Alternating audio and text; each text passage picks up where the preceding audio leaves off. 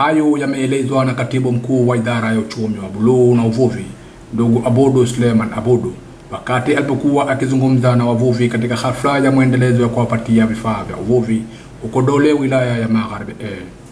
Amesema iwapo wavuvi wataharakisha kulipa mikopo mapema, itasaidia kwa wengine ambao bado hawajapatiwa vifaa hivyo.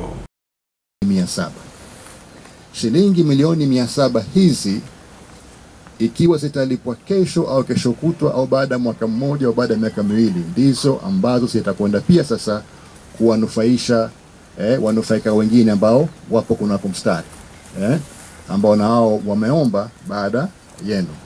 Na sisi kama Wizara ya Uchumi wa Buluu na Uvuvi, lengo letu ni kuweka msisitizo katika uendelevu huo, katika fursa hiyo na katika malengo hayo ya kuhakikisha kwamba wavuvi wetu wote 52,000 waliopo Unguja na Pemba wanapata huduma na fursa kama hizi. Kwa upande wake, afisa wa uhusiano kutoka taasisi ya CRDB Benki, ndugu Juma Sefu, amewataka wavuvi kuvisamini vifaa walivyopatiwa ili viweze kuleta mabadiliko chanya kwa wengine.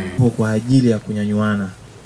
Maana yake tukikupa boti, unaitunza, unafanyia kazi, alafu unachokipata unarudisha ili mwenzako afanyeje? Apewe.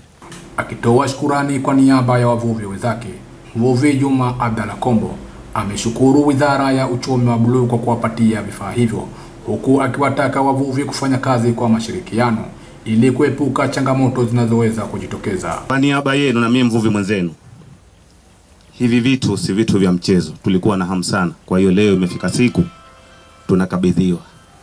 Lakini wito wangu kwenu wavuvi, kisiwe chanzo cha uhasama, watu kugombana. Tunataka iwe chanzo cha maendeleo, watu kuelewana. Lakini ripoti kutoka wilaya ya Magharibi ni mimi Maulid Hamisi.